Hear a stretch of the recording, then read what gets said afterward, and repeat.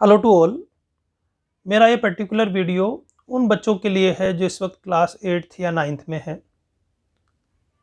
बच्चों, नॉर्मली हमारे माइंड में इस वक्त बड़े कन्फ्यूजन होते हैं हमारे करियर को लेके। Rather we do not understand the meaning of career at this age, और हमको लगता है कि हमें लाइफ फुल्ली स्पेंड करनी है, क्यों इस वक्त इतनी टेंशन लेनी है और क्यों इस वक्त करियर के बारे में सोचना है। ये तुम्हारे एंजॉय करने का टाइम है, प्ले करने का टाइम है। नो डाउट पूरी लाइफ ही इंजॉय करने के लिए है। Rather whatever effort we made in our life, हम हमारी लाइफ को इंजॉयफुल बनाने के लिए ही इफर्ट करते हैं। तो जितनी भी हम प्लानिंग करते हैं, जितने भी हम एग्जीक्यूशन करते हैं, उन सब के पीछे का मेन कंसर्न क्या है, मेन एम क्या है? मेन एम यही है कि हम हमारी लाइफ को इंजॉयफुल बना पाए। तो अगर माइंड में क्लियरिटी हो कि लाइफ इंजॉयफुल कैसे बननी है और किस तरह से बनाई जा सकती है, तो शायद हम ज़्यादा एफर्ट डाल पाएँ और ज़्यादा अलाइंड कर पाएँ अपने आप को राइट डायरेक्शन में, तो कन्फ्यूजन्स कम हो। जैसे जब हम क्लास 8th 9th में आते हैं और सपोज हम किसी फिरजी टाइप की कोचिंग में एडमिशन ले लेते हैं, तो डेफिनेटली हमारे माइंड में या हमारे पेरेंट्स के माइंड में कुछ चल रहा होता है। इसका एक बड़ा कंसर्न तो ये है कि हम एकेडमिक्स में अपना करियर बनाना चाह रहे हैं। ये एक समझने वाली बात है कि हम एकेडमिक्स में अपना करियर बनाना चाह रहे हैं। ये से कहीं ना कहीं पर आपको भी क्लियरिटी है, कहीं ना कहीं पेरेंट्स को भी क्लियरिटी है कि अगर हम फिरजी में अर्ली स्टेज में एडमिशन ले रहे हैं तो हमारा मेजर कंसर्न है एकेडमिक्स में। और अगर नहीं है तो पहले हम खुद इस चीज़ के लिए क्लियर होने चाहिए और पेरेंट्स के साथ बैठकर भी हमको क्लियरिटी लेनी चाहिए, समझना चाहिए कि हम जो करियर बनाने चाह रहे हैं वो किस तरह से जा रहे हैं। डेफिनेटली अगर आप अर्ली स्टेज में फिरजी में एडमिशन ले रहे हो, 7th में, 6th में, 8th में, 9th में, तो आपका ये माइंड में क्लियरिटी आ चुकी है कि एकेडमिक्स के थ्रू ही मुझे अपनी लाइफ में सक्सेसफुल बनना है। एकेडमिक्स डज नॉट मीन कि खाली हम साइंस के थ्रू ही करना चाहते हैं, बट ये क्लियरिटी तो आ चुकी है कि एकेडमिक्स के थ्रू ही है, क्योंकि गेम्स के थ्रू वो पॉसिबल नहीं है। तो हम गेम्स के through cricket, football, water, volleyball, इसके थ्रू हम अपना करियर अब इस स्टेज में नहीं बनाना चाह रहे, क्योंकि करियर बनाने का मतलब है जो हमारी लाइफ की सस्टेनेबिलिटी है, लाइफ के जो एक्सपेंडिचर है, जहाँ पर भी हम सर्वाइव कर पाएँ, उसके लिए एक सफिशिएंट मनी का सोर्स हमारे पास में हो। तो वो हम तभी आप कह सकते हैं कि स्टोरेज कर पाएंगे जब हम उसके लिए सफिशिएंट टाइम देंगे। तो अगर गेम्स के लिए हमें टाइम देना था तो हमें 6th में, 5 में किसी इस तरह की कोचिंग्स को ज्वाइन करना था जहाँ पर हम गेम्स के थ्रू अपना करियर बना पाएंगे। तो अगर हम वो नहीं कर रहे हैं और वो ना करके हम एकेडमिक्स में आ रहे हैं, तो इसका मतलब है कि हम एकेडमिक्स के थ्रू ही करियर बना रहे हैं। तो पहले तो ये बिल्कुल क्लियर हो जाना चाहिए कि अब हम करियर एकेडमिक्स के थ्रू बनाना चाह रहे हैं। अब जैसे जब हम गेम्स के थ्रू अपना करियर बना रहे होते हैं तो उस वक्त एकेडमिक्स हमारा सेकेंडरी होता है। वहाँ पर भी हमें हो सकता है कि 10th करना हो, 12th करना हो, ग्रेजुएशन करना हो, पर वहाँ पर फिर जो परसेंटेज ऑफ एकेडमिक्स मार्क्स हैं या वहाँ पर जो एक्सीलेंस है वो हमारा सेकेंडरी हो जाता है। प्राइमरी एक्सीलेंस हमारा वहाँ पर गेम्स हो जाता है। हम सिंगिंग में करना चाहते हैं तो प्राइमरी एम हमारा सिंगिंग हो जाता है। हम डांस में करना चाहते हैं, प्राइमरी एम हमारा एक्सीलेंस अचीव करना गेम्स हो जाता है। पर जब हम एकेडमिक्स में आ गए तो प्राइमरी गोल हमारा अब एकेडमिक्स में एक्सीलेंस लाना है। प्राइमरी गोल अब हमारा गेम्स में एक्सीलेंस लाना ही। हमारा गेम्स अब सेकेंडरी एम हो गए। ऐसा नहीं है कि उस वक्त उसके बाद में हम गेम्स नहीं खेलते या गेम्स नहीं खेलना चाहिए। गेम्स खेलना चाहिए, पर वहाँ पर फिजिकल फिटनेस के लिए खेलना चाहिए, या आप कहो कि आप अपने आप को एक्टिव बनाए रखने के लिए, अपने आप को चार्मफुल बनाए रखने के लिए गेम्स खेलना चाहिए।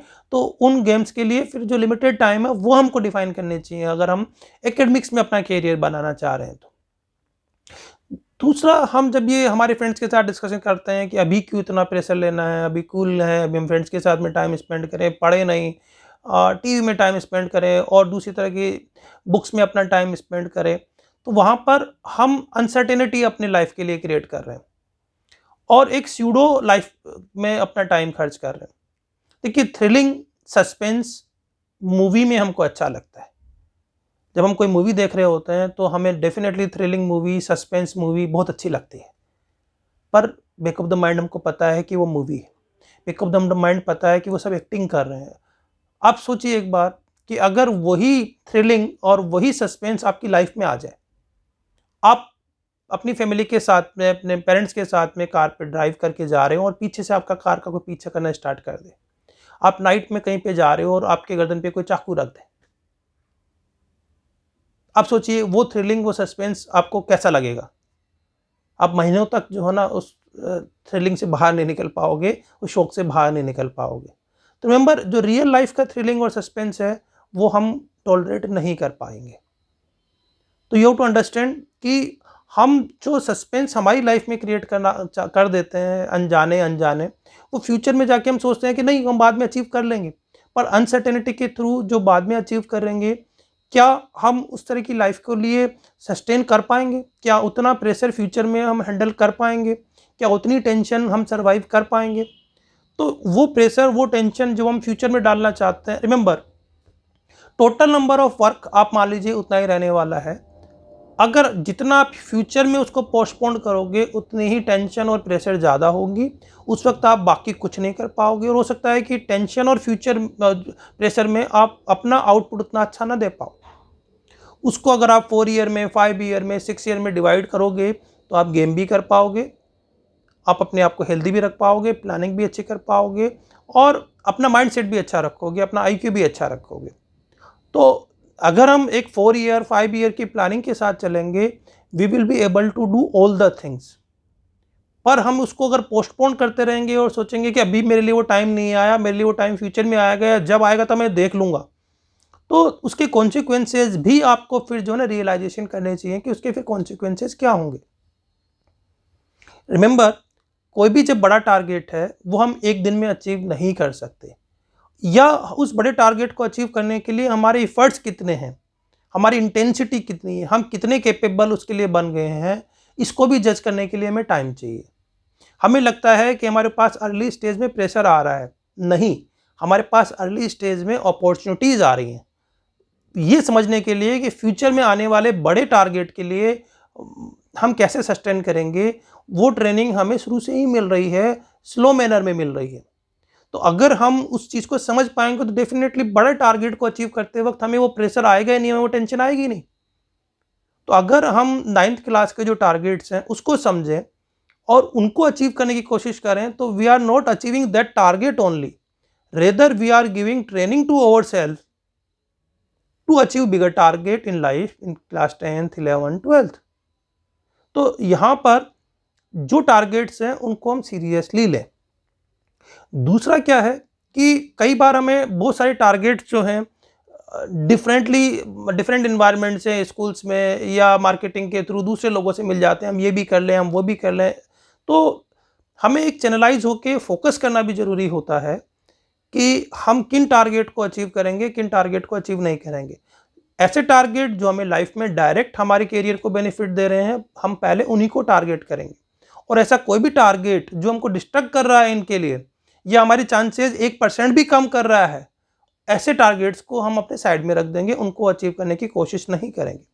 तो बहुत सारे private organisation different type of competitive exam के नाम पे, ओलंपियाड्स के नाम पे एग्जाम करवाते हैं, उनसे आपको कोई डायरेक्ट बेनिफिट नहीं होने वाला। और उनकी तैयारी करते हुए अगर आपके जो रिकॉग्नाइज्ड एग्जाम्स हैं, रिकॉग्नाइज्ड ओलंपियाड्स हैं, कॉम्पिटिटिव एग्जाम्स हैं, उनकी तैयारी हैम्पर होती है, तो then why you should appear this type of exams, you have to understand. तो इसके लिए ज़रूरी है कि अपने टीचर्स के साथ या जिस सिस्टम में आप आ चुके हो उस सिस्टम पे यकीन करते हुए फॉलो करिए। रिमेंबर, सिस्टम के पास, आपके टीचर्स के पास ईयर्स का एक्सपीरियंस है, थाउजेंड ऑफ स्टूडेंट्स को पढ़ाने का एक्सपीरियंस है, उनके साथ जो डिफरेंट एक्टिविटीज़ की उनका एक्सपीरियंस है, उनमें से जो बच्चे सक्सेसफुल हुए या सक्सेसफुल नहीं हुए, दोनों की रीजन्स हैं, किस सिस्टम को फॉलो करने से क्या होता है, उनके पास वो एक्सपीरियंस है। तो आपको फिर आंख बंद करके उन पर ट्रस्ट करना चाहिए और वो जो कहते हैं उनको फॉलो करना चाहिए। याद रखिए, पुरानी हिस्ट्री सारी ये कहती है कि हम डिसिप्लिन्ड होके, हम्बल होके जो चीज़ें अचीव कर सकते हैं, अपने हिसाब से नहीं अचीव कर सकते। आप जब सिस्टम में आए हैं तो सिस्टम में इसीलिए आए हैं, आपको अपने टीचर से हेल्प लेनी चाहिए, सिस्टम से हेल्प लेनी चाहिए, उनको फॉलो करना चाहिए।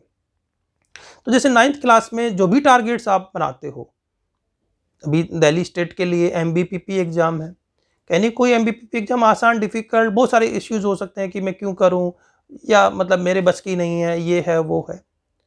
आपके बस की है या नहीं है, इशू ये नहीं है, इशू ये है कि आपको क्यों करना चाहिए। आपको इसलिए करना चाहिए क्योंकि most of the good students जो इस एग्जाम में अपीयर होंगे, फ्यूचर में वो बाकी कॉम्पिटिटिव एग्जाम में भी अपीयर होंगे। तो जब आप इस एग्जाम की तैयारी करोगे तो एग्जाम की तैयारी करने की प्रोसेस आपको समझ में आएगी। आप इस एग्जाम को क्वालिफाई करेंगे या नहीं करेंगे वो बात की बात है, पहला है उस प्रोसेस में इन्वॉल्व होना।